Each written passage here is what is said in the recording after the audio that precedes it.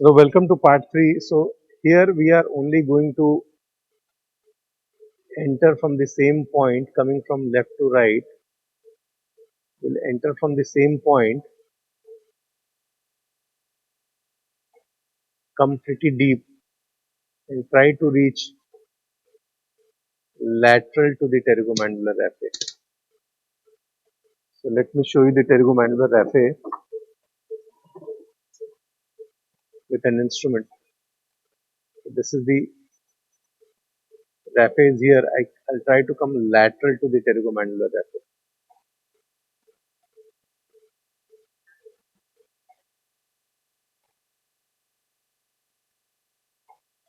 Okay, middle holder please. And now I had gone from right to left, left to right. Now we need to just lock this. Only for locking it, we'll go one more time in the opposing direction. It's only for the purpose of locking it. We'll pull it and cut it. But cut it very, very close. Go as much deep as possible so that nothing is seen out. Now, what is the result of this surgery?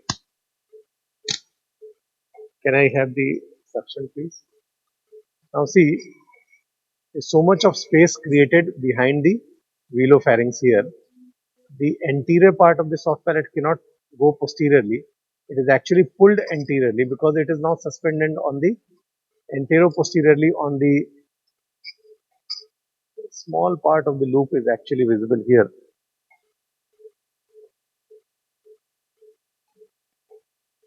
It has got turned. Let me rectify this.